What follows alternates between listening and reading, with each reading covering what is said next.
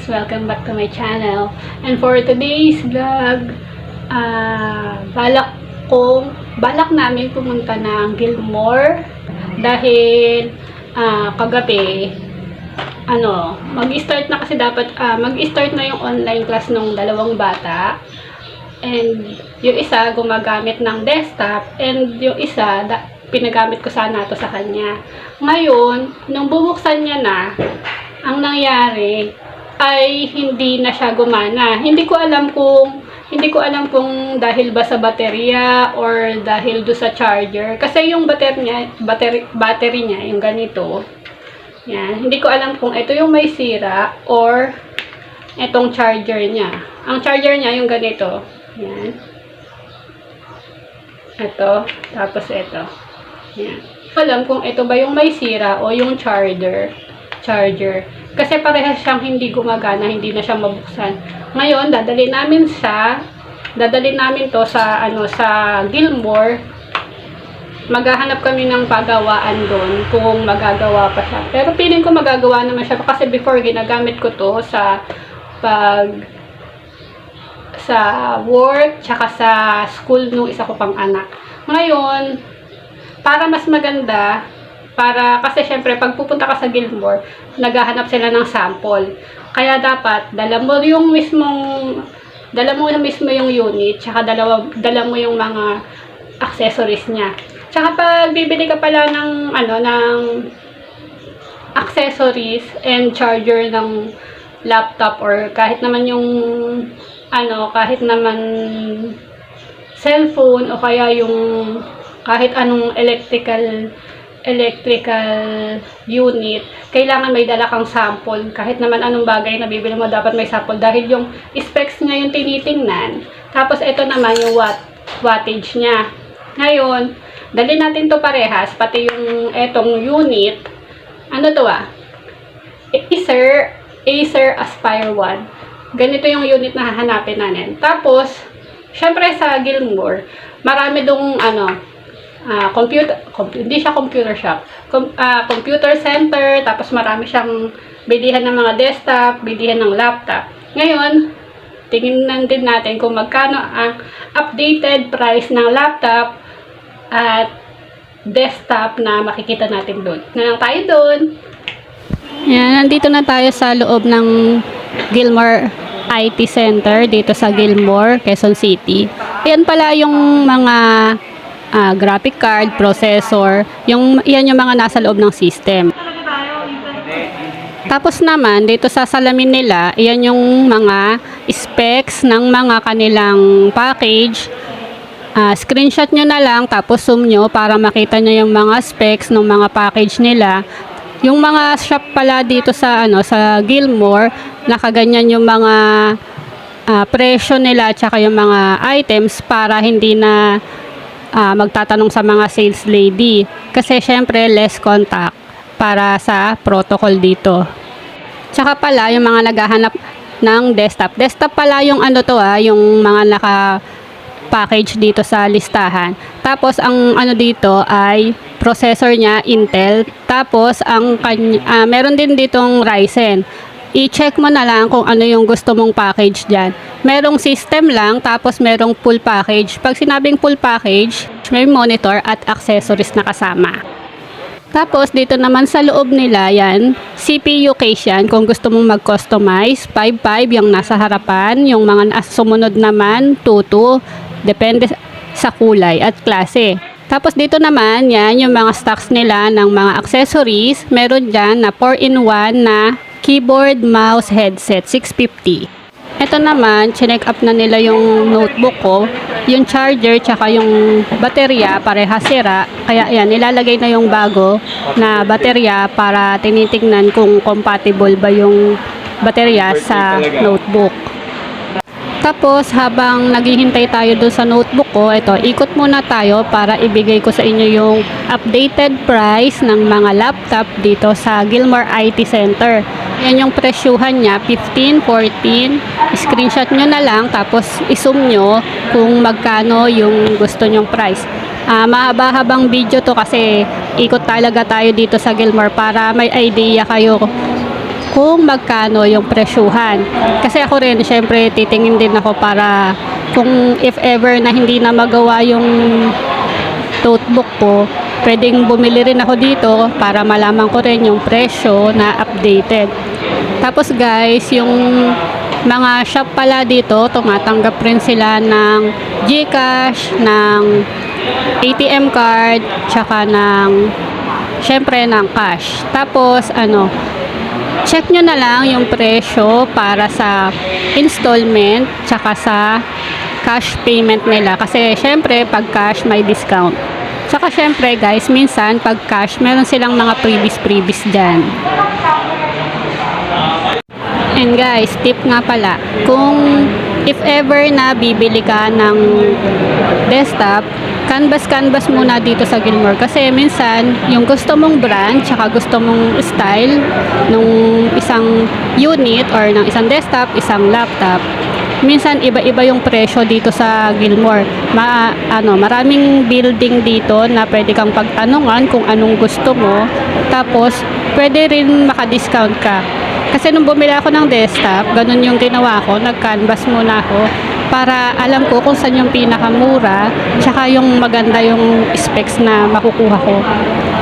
Katulad niyan, di ba? Yung mga laptop na ganyan, canvas ka muna, ikot ka muna kasi may mga iba-ibang design. Tsaka minsan may gusto tayong kulay kung anong available. Minsan kasi doon sa shop na yon wala, tapos sa ibang shop meron. Yan.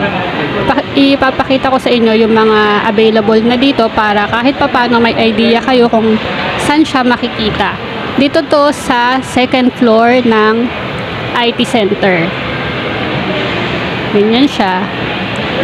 Iikot ka muna para makita mo yung mga available nilang design. Kasi minsan may parang bagong-bago, minsan parang may luma, depende sa kulay.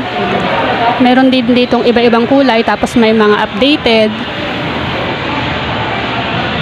Tsaka pala guys, pag pipili kayo ng mga laptop o kaya ng desktop, wag lang kayong magbe-base sa presyo. Tingnan nyo rin yung specs na bibili nyo. Minsan kasi mababa yung presyo pero yung specs mababa din.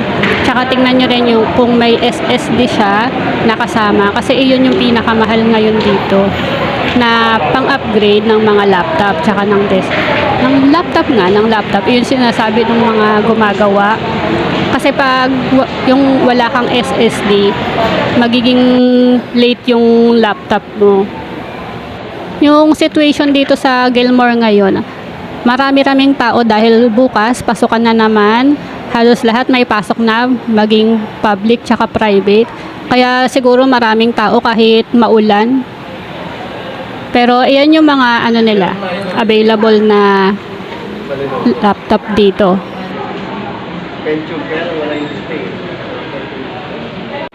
Tsaka pala guys, pag bibili ka ng mga laptop, titignan mo rin kung ano yung previous nila. Kasi minsan nakalagay na yun dyan. Katulad nyan, may mga previous silang mouse tsaka mousepad. Tapos minsan titingnan mo rin yung mga nakalagay nilang kung ilang year warranty silang available na nakalagay dyan. Kasi minsan 1 year warranty, 2 year warranty, tapos meron din minsan 3 years warranty. I-check mo rin, tapos itatago mo yung resibo para makakapagpagawa ka sa kanila if ever na masira yung mga laptop nyo. Yan, ganyan, no? May mga 3 years warranty, diba? Lenovo yan. Tapos meron siyang mouse na kasama na. Ito naman yan. Ang ganda niyan, kulay blue. Diba? Tapos iyan.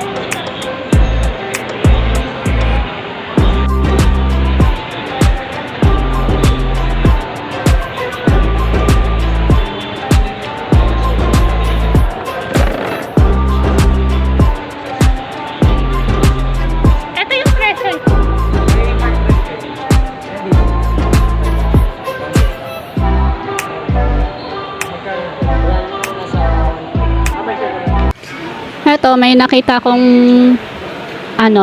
sale yata sila. Dell Inspiron 5510, dating 49,990, ngayon 45,990 na lang siya. Tapos ito namang katabi niya, another model din ng Inspiron 5301, tapos 56,990 yung presyo niya. Meron din ditong ito yung ganitong kulay blue, parang navy blue siya. Dell din siya, tapos 44,000.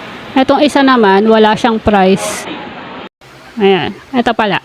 30,990. Tapos, yung katabi naman, 32,990. Dell din siya, Inspiron.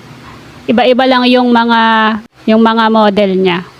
Tapos, napansin ko lang, yung mga Lenovo, yan, sila yung medyo mga pricey. Ito, 41,990. Tapos ito naman 79,995. Iyan siya. Iyan yung niya. Laptop niya na 79,000. Madami siyang marami pang Lenovo dito. Ito naman 52, 69. Iyan yung mga price ng mga Lenovo nila. Sila yung medyo matataas pero parang ang ganda naman. Para siyang black na black, tapos medyo may matte black din. Ayan yung mga price niya. Diyan naglalaro, mga 40, 70, ganun. So, ito yung pinakamurang nakita kong presyo ng laptop dito. 15,995 chewy. Tingnan mo na lang yung specs kung gusto mo.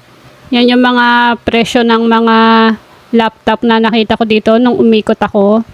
Ang pinakamura 15,000, tapos ang pinakamahal 95,000 pesos. Yun.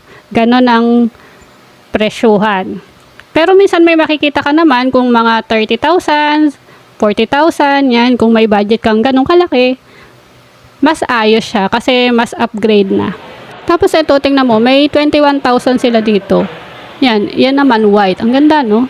Meron ditong ngayon, 21,000. Intel i5 na siya. Marami ka rin namang makikitang package dito na mura, na swak sa budget. Pero kung may budget ka naman, mas maganda yon, katulad nito, 94,995. 5 pesos na lang, 95,000 na. Sakit sa bangs. Pero ang ganda, no? Pag ganyan yung laptop mo, wow. Ang sarap sigurong mag-aral niyan pag gagamit ka ng ganyan. Ito naman, 54,995. Ayan naman. Ito naman, HP, 52,995. Meron naman silang discount dito. Nagbibigay sila pag cash yan. Pero kung hindi kaya, alam ko may home credit naman dito. Minsan may mga tumatanggap ng home credit o kaya i-Gcash mo na lang. Tapos kung kanina, puro mahal na Lenovo yung mga nakita natin. Ito, meron ditong mga Lenovo na mura lang, 47, o kaya ito, 24,499. Bali, 25,000 Lenovo na siya. Yan yung kulay niya, parang matte black. Tapos yung kanina, silver.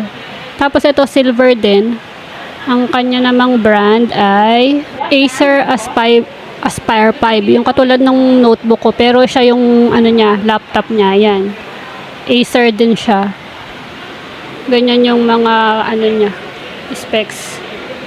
32,995. Ang liit kasi ng sulat eh. Tapos ito naman ay Acer din, 39,995. Yan, puro pala Acer yung mga nandito. Yan. 46,995. Tapos, ito naman, yung mga accessories. Syempre, pag may laptop, may accessories. Headset, mouse. Ito yung mga niya, presyo yan. Yung mga nakadikit. Ito naman, AirPods. Tapos, yung, yan, headset. Tapos, ito, MSI. Yun, mga headset yon. Nasa estante lang tong mga pinapakita ko kasi bawal pumasok eh. Yan, yan yung mouse. Gaming mouse. Tapos mga AirPods, mga headset. Mahal ng headset, no? 2,000. Tapos yung mga SanDisk na memory. Yan, maraming available dito. Pipili ka na lang kung anong gusto mong brand. Kasi medyo pricey yung iba, tapos yung iba naman medyo swak sa budget. Pipili ka na lang kung anong gusto mo. Tapos dito naman sa kabilang shop, syempre kung may computer ka o kaya may laptop ka, syempre kailangan mo rin ng printer. Ito yung mga HP printer. Ito ay 9,295. Medyo nakakalabo ng mata yung ilaw eh. Tapos ito naman, HP, pero ang ganda ng kulay oh, puti. 6,360. Yan yung specs niya. Kung ano nagagawa niya. Ito naman, purple. Sa mga mahilig sa purple. Tapos white. 3,990. Yan, ang ganda niyang printer na yan. Oh. Tapos meron din silang maliliit. Ayan oh. HP. Ang price naman niya ay 4,900 ang price niya. Pero kung naghahanap ka naman ng printer na tigpa 5,000 to 6,000, yung mga regular printer, meron doon sa baba.